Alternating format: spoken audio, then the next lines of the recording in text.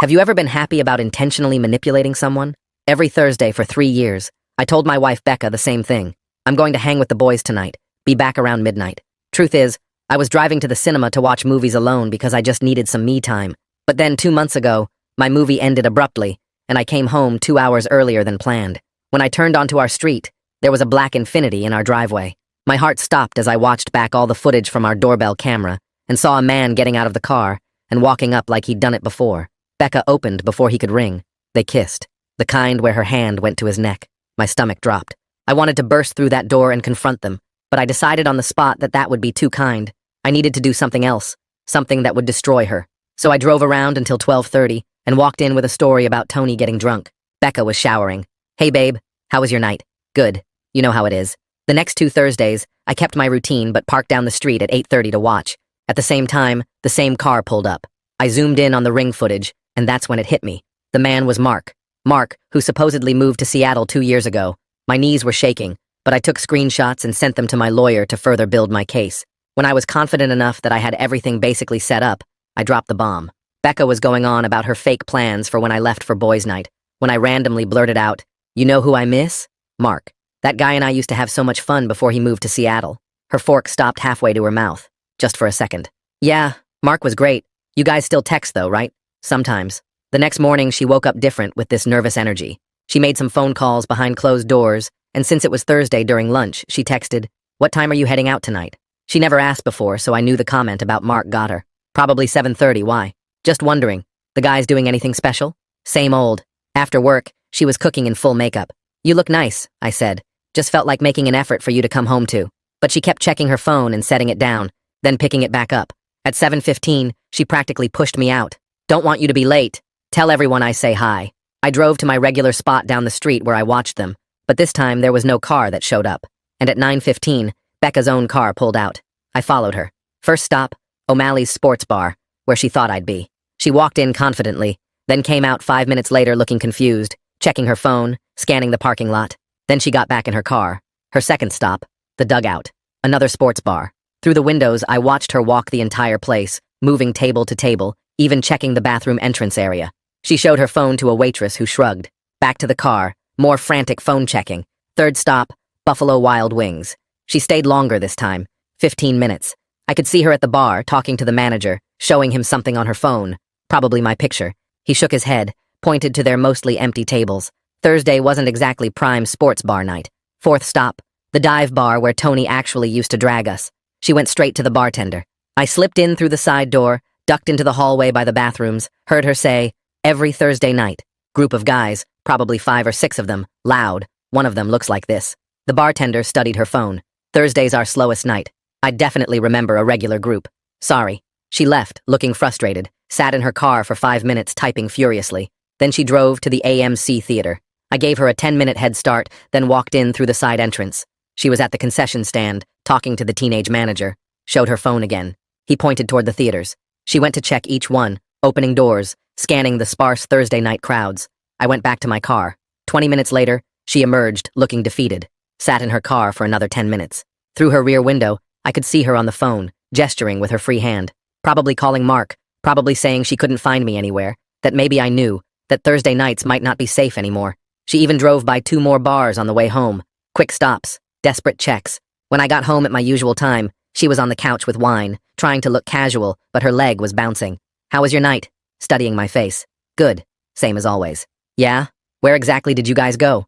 "O'Malley's." "Why?" Her jaw clenched. "No reason. Just curious." "Was it busy?" "Pretty dead, actually." "Who all was there?" "Haven't heard their names in a while." "The usual crew." Each answer made her fidget more. She stood abruptly. "I'm tired. It's been 2 hours." I could hear her upstairs on the phone, voice low but urgent. Probably with Mark, probably trying to figure out if I know, if Thursday nights are blown, if mentioning his name was a message. The next day, I was ready to confront her. Saturday morning came, and I heard the shower turn on upstairs at exactly 9:15, like it always did on weekends. I grabbed my laptop from the office and set it up on the kitchen table, right where she'd have to walk past to get her coffee. The ring footage was already loaded, paused on that perfect frame of her and Mark kissing at our front door. My hands were steady as I adjusted the screen angle to make sure she couldn't miss it. The coffee maker gurgled and filled the kitchen with that dark roast smell she loved. I poured myself a cup and sat down facing the stairs, waiting. The shower stopped after 12 minutes. I heard her moving around upstairs, the closet door opening, drawers sliding shut. My heart was pounding, but I kept my breathing normal. Finally, her footsteps came down the hall and started down the stairs. She was humming something, probably feeling relieved that I hadn't said anything about Thursday night. Her bare feet hit the kitchen tile, and she walked straight toward the coffee maker in her white robe, hair still damp. Then she saw the laptop screen. She froze completely, one hand reaching for a mug that never made it off the shelf. Her face went from relaxed to white in about 2 seconds. She stood there staring at the screen, at herself, kissing Mark, and I watched her realize that I'd known for 2 whole months. That Thursday night wasn't about me finding out, but about me watching her panic and search for me all over town. Her mouth opened, but no words came out. I took a sip of coffee and told her my lawyer already had copies of everything. 8 different Thursday nights, all documented, all showing the same thing. She started to say something, but I held up my hand. When you're ready to be honest about everything. Her legs seemed to give out, and she sank into the chair across from me, hands shaking so bad that when she finally poured coffee, it splashed over the rim and made a puddle on the table. She grabbed a paper towel and wiped it up, probably just to have something to do with her hands. Then she looked at me and said it started 6 months ago when Mark reached out. He was having marriage problems and needed someone to talk to. She swore it only became physical 2 months ago. I pulled out my phone and opened Mark's Facebook, scrolling through months of photos. No wife in any of them for over a year. His relationship status had been single since last January. I turned the phone toward her and watched her story about comforting him through marriage problems fall apart. She knew I knew she was still lying. Her hands went to her face, and she started crying. Real ugly crying with her shoulders shaking. She said she was lonely because I was always gone on Thursdays and weekends with the guys. The words hung there between us. The irony was so thick I could taste it. All those Thursday nights I'd been sitting alone in dark movie theaters eating popcorn and watching whatever was playing, just needing some space from everything, while she was in our bed with Mark. But I kept that truth to myself for now. I told her to call Mark right now on speaker and tell him it's over. She shook her head and said that was cruel. Cruel? I leaned forward. You brought him into our house, into our bed. She picked up her phone with shaking fingers and found his number. Her thumb hovered over it for a few seconds before she pressed call. It rang 3 times before Mark answered with a cheerful, "Hey, beautiful." She took a deep breath and told him I knew everything. The silence stretched for what felt like forever, but was probably 10 seconds. Then his voice came through different, careful. How much does he know? I leaned toward the phone. Everything, Mark, including your fake Seattle move. The line went dead immediately. Becca set the phone down and looked completely defeated, like someone had pulled all the bones out of her body. I told her we had 2 choices. We could do this divorce civilly with mediation, or we could go to court where all the evidence would become public record. Her friends would see it. Her parents would see it. Everyone at her work would know exactly what happened. She nodded slowly and said, mediation was fine. Then she asked if we could try counseling first. I actually laughed. Not a mean laugh, but a real one because it was so absurd. She wanted to save a marriage she'd been destroying every single Thursday for months. She wanted to fix something she'd been breaking on purpose, while I sat alone in movie theaters thinking I was the one with the problem for needing space. I told her we could do 1 session for the paperwork, to show we tried, but that was it. She nodded again and went upstairs. I heard drawers opening and closing, hangers scraping across the closet rod. She came back down 20 minutes later with a suitcase, said she'd stay with her sister for a while. I didn't fight it. The house felt different with her gone, like the walls could finally breathe again. I spent the rest of Saturday walking through rooms and seeing them differently. The couch where they probably sat together, the kitchen where they cooked meals, the bed I'd been sleeping in not knowing. Sunday, I met with my lawyer again to file the paperwork. She pulled out a thick folder and spread the screenshots across her desk, pointing to timestamps and dates that showed a clear pattern. The evidence timeline proved everything was deliberate and planned, which would help with asset division in our state since adultery affects settlements. She suggested we hire a private investigator to dig deeper, because there might be more we didn't know about. I agreed immediately, wanting the full truth, even if it hurt worse than what I already knew. She made a call right there and set up a meeting with a PI for Monday afternoon. On the way home, I stopped at a coffee shop and finally called Tony. My hands were shaking as I dialed because I knew what I had to tell him. When he answered cheerfully asking about Thursday plans, I just said it straight out that I'd been using his name as an alibi for 3 years. The silence stretched so long I thought he'd hung up. Then he asked why I didn't just tell him I needed alone time instead of lying to everyone. I explained about needing space from Becca, but not wanting to hurt her feelings, though hearing myself say it out loud made it sound stupid. He said he needed time to process that our friendship was built partly on me using him as cover. I understood his anger and told him my lie was about needing space while Becca's was about betrayal, though I knew that didn't make it right. He hung up without saying goodbye. That afternoon, Becca came back from her sister's place and went straight upstairs without speaking. She moved her things into the guest room while I sat in the living room listening to drawers slam and hangers scrape. Later that night, I could hear her on the phone through the wall, her voice muffled but clearly crying as she told her version of events. Monday morning, the PI showed up at my lawyer's office, a former cop who looked like he'd seen everything twice. He took notes as I explained the situation and said he'd start surveillance immediately. By that evening, he already had preliminary information that made my stomach turn. Becca's parents called my cell while I was eating leftover pizza alone in the kitchen. Her mom said Becca told them about the separation, but wouldn't explain why. I simply told them to ask their daughter for the truth, because I wasn't going to be painted as the bad guy in her story. Her dad started to argue, but I hung up. Tuesday passed in a blur of work meetings, where I couldn't focus on anything. Wednesday morning, the PI called with his first real findings. Mark never moved to Seattle at all. He'd been living 20 minutes away in an apartment complex the whole time. His lease started exactly 2 years ago when he supposedly moved for that fake job. The investigator pulled rental records that showed Mark signed the lease the same week he told everyone he was leaving town, but that wasn't even the worst part. The PI also found that Mark and Becca had a joint credit card opened 8 months ago. My legs went weak, and I had to sit down on my office floor as he read me the charges. Dinners at restaurants I'd wanted to try with Becca, concert tickets for bands I'd mentioned, hotel charges for weekend trips when I was visiting my parents. They weren't just meeting on Thursdays.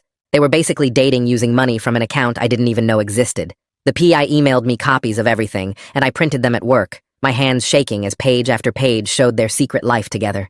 That evening, I went home with the stack of papers and found Becca in the kitchen making tea. I dropped the credit card statements on the counter in front of her. She looked at them for maybe 3 seconds before her shoulders dropped. She admitted they'd been together for almost a year, not just the few months I'd thought. Every Thursday wasn't just physical meetings in our house.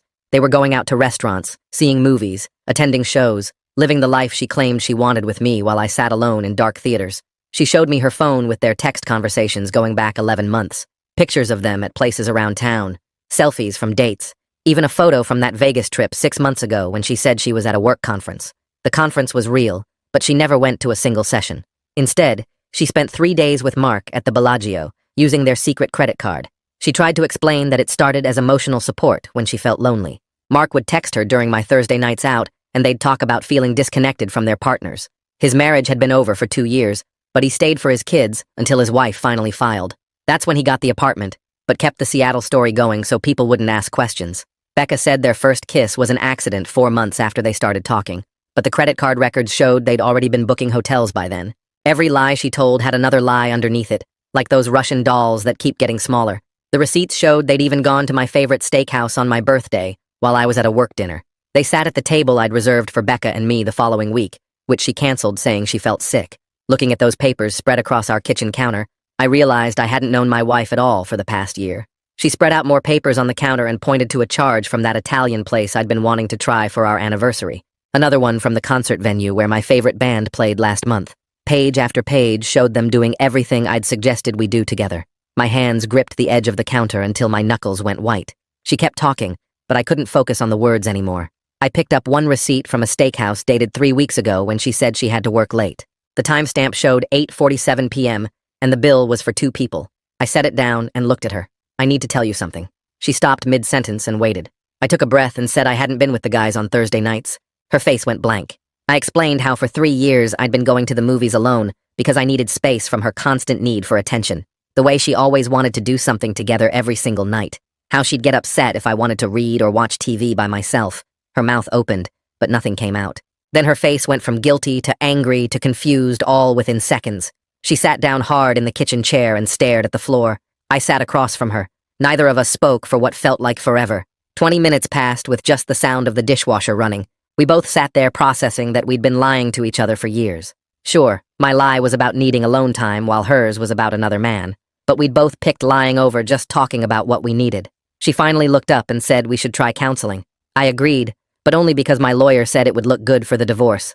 She made the appointment for Thursday, which felt like the universe laughing at us. Thursday came, and we drove separate cars to the therapist's office. We sat on opposite ends of a brown leather couch while Dr. Hanley asked why we were there. Becca jumped in first with her version about how I was always distant and never wanted to spend time with her, how I chose my friends over her every week, how she felt lonely in her own marriage. Dr. Hanley nodded and took notes while Becca painted herself as the victim. When it was my turn, I pulled out my phone and found one of the Ring videos. I turned the screen toward the therapist. "This is why we're really here." The video showed Mark walking up to our door and Becca greeting him with a kiss. Dr. Hanley watched without any change in her expression.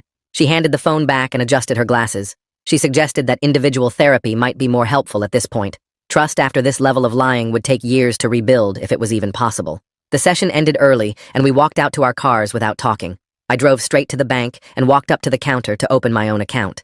The teller recognized me from years of joint deposits and asked how Becca was doing. I just said we were making some financial changes. She nodded like she understood and helped me set everything up. Friday morning, the PI called and said he had the full report ready.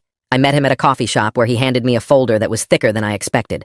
Mark had been to our house 43 times in the past year, according to the surveillance.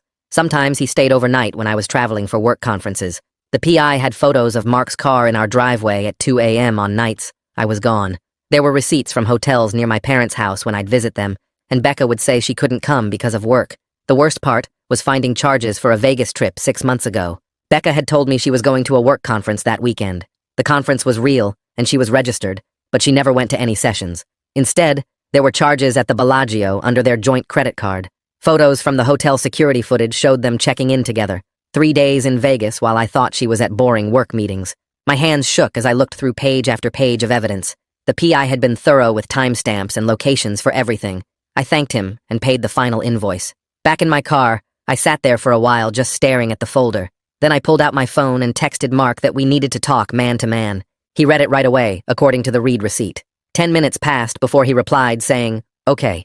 We agreed to meet at a coffee shop the next day. He probably thought he could minimize the damage, or maybe even talk me out of the divorce. I drove home and found Becca packing boxes in the bedroom. She said her sister was letting her stay there for a while. I helped her carry boxes to her car without saying much. That night alone in the house felt strange after 12 years of marriage. I walked through each room, seeing them differently now. The bed where Mark had slept, the shower they'd used together, the kitchen where they'd cooked meals while I was supposedly out with friends. Everything felt dirty somehow.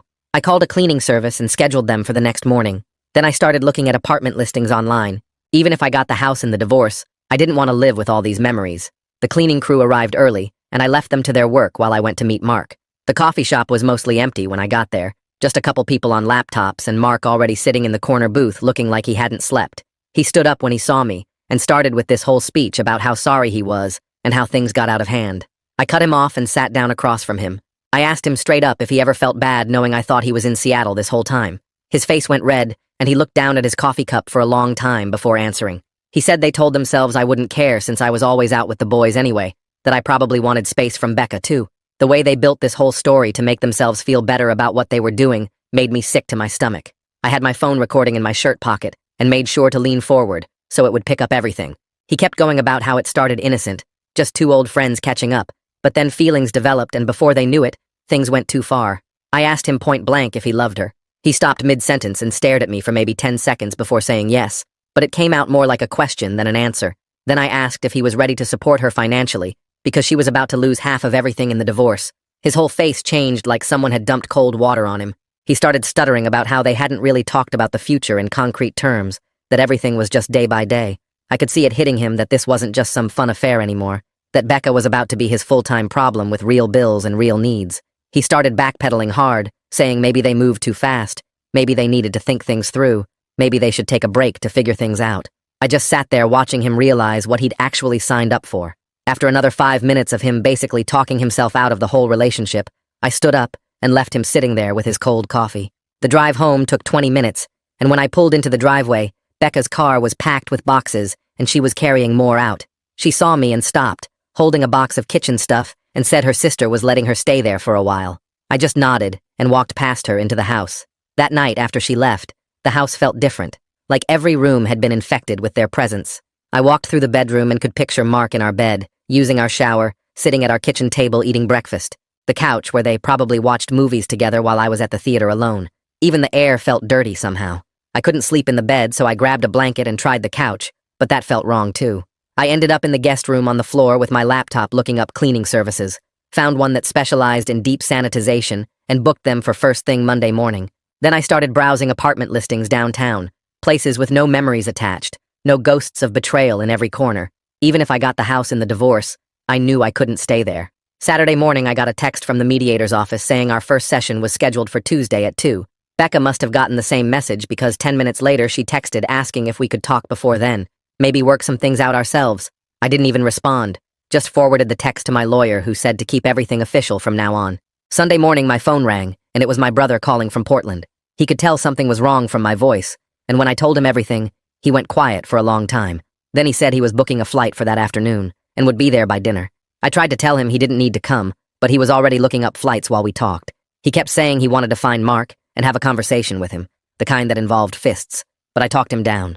Legal revenge was going to hurt way more than anything physical. He landed at 6, and we went straight to the house where he saw all the boxes Becca had left behind. We spent the rest of Sunday going through her stuff, packing things she'd missed or forgotten. Every drawer and closet had evidence of the affair hiding in it. There were receipts from restaurants I'd never been to, movie tickets from times she said she was working late, even a man's watch in her jewelry box that definitely wasn't mine. The worst was finding a Valentine's card hidden under some scarves, signed, "Love Always M," from this past February, when she'd told me she didn't want to celebrate because it was too commercial. My brother held it up and shook his head, then dropped it in the box with everything else. We found hotel receipts, parking stubs from downtown when she was supposedly at her mom's, even a spare key that probably went to Mark's apartment. Every new thing we found made my brother angrier, but I just felt numb, like each discovery was just confirming what I already knew. By Monday morning, we had 12 boxes packed and labeled, ready for her to pick up whenever she wanted them.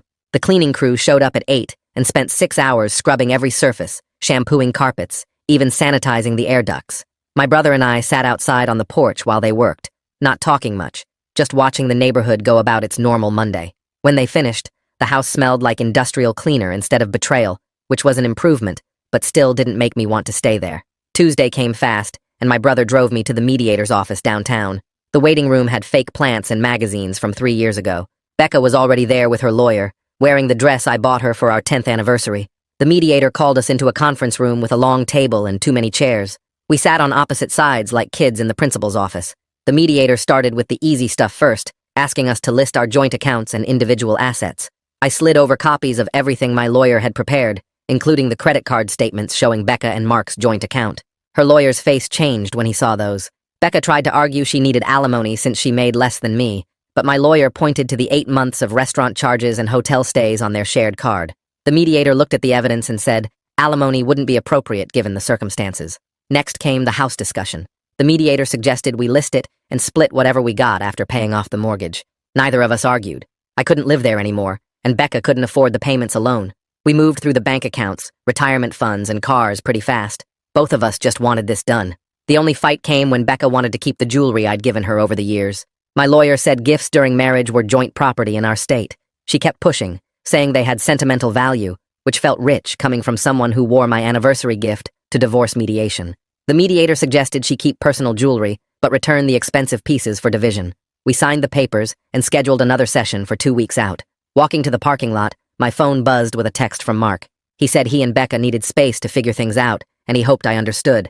I showed my brother, and he laughed, saying Mark was already running scared now that the fun affair turned into real-life drama. Wednesday morning, the real estate agent came to take photos of the house. She walked through each room, staging things and moving furniture around. By Thursday afternoon, the listing was live online with 23 photos that made our house look like something from a magazine. Friday brought the first showing, then 3 more on Saturday. Sunday, we had an open house and 14 groups came through. The agent called Monday morning saying we had 3 offers, all above asking price. The market was crazy, and clean houses in our neighborhood didn't last long. We accepted the highest offer that afternoon. The buyers wanted a 30-day close, which worked perfect for both of us. I spent the next few days looking at apartments downtown near my office. Found a nice 1-bedroom on the 8th floor with a view of the river. The lease started in 3 weeks, right when the house sale would close. No memories there, no ghosts, just a fresh start. The building had a gym and a coffee shop on the 1st floor. I signed the lease Thursday and put down first and last month's rent. Saturday morning, Becca texted asking if she could come get more of her things. I told her I'd be out from 2 to 4. When I got back, half the garage was empty, and she'd taken the good pots and pans. She'd left a note saying she'd started therapy and was working on herself. 2 days later, she showed up while I was packing boxes in the garage. She looked tired, older, like she'd aged 5 years in 2 weeks. Her hair was pulled back and she wasn't wearing makeup. She asked if we could talk for a minute. I kept packing while she stood there. "Do you hate me?" she asked. I stopped and looked at her. "No, I'm disappointed and hurt and angry, but hate takes too much energy." She nodded and picked up a box of her books. We packed in silence for 20 minutes before she left. The house closing happened 3 weeks later at a title company office. We signed papers in separate rooms. The lawyer brought me a check for my half of the proceeds. 12 years of marriage turned into a bank deposit. It was enough for a good start in the new apartment with plenty left over. I moved into the downtown place that weekend. My brother helped me carry boxes and set up the bed. The apartment felt clean and empty in a good way. No pictures on the walls yet, no memories in the corners. 2 weeks passed pretty quiet. Work kept me busy, and I was getting used to cooking for one. Then Saturday afternoon, I stopped at the gas station near my old neighborhood to fill up. Mark was at the next pump, saw me and tried to duck into his car. "Hey, Mark," I called out. He stopped and turned around, looking like a kid caught stealing candy. "How's things with Becca now that she's single?" His face went red. He mumbled something about it being complicated and needing to go. I watched him drive off without even finishing pumping his gas.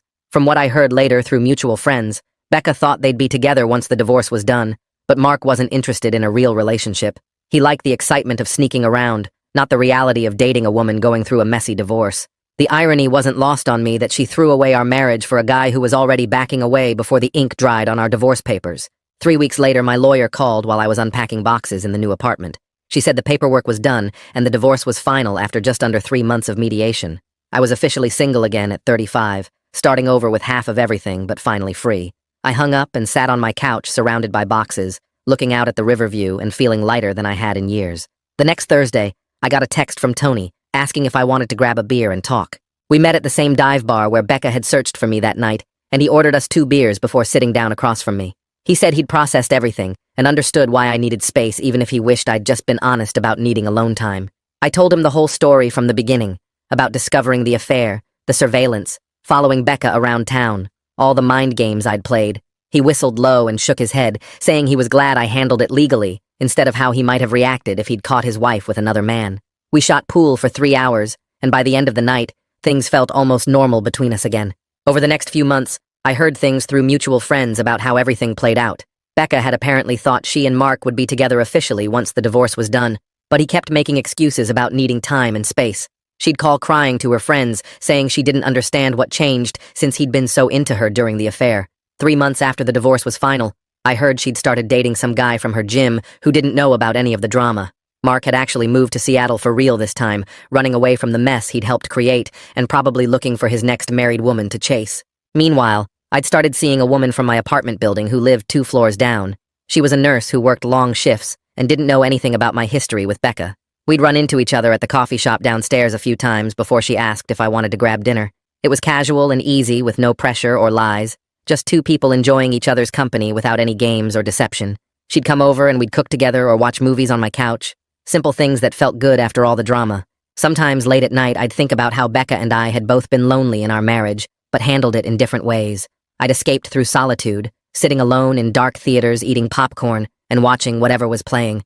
She'd escaped through another person, building a whole secret relationship while I was supposedly out with friends. Both were symptoms of something that had already been broken between us for years. We'd stopped talking to each other, really talking, and started living parallel lives in the same house. These days, my Thursday nights are actually spent with friends for real this time. Tony and I meet up at the bar to shoot pool and catch up on work stuff. Sometimes other guys join us, and we'll watch whatever game is on the TV above the bar. Last week, Tony brought his brother, and we played teams until midnight, trash-talking and buying rounds when someone scratched on the 8-ball. I'm learning that honest connection beats comfortable deception every single time, even when the truth is harder to share than a lie would be. Thanks for sticking with me through all this. It's definitely been a journey worth sharing. Until we meet again, folks. If you made it to the end, drop a comment. I love reading all your comments.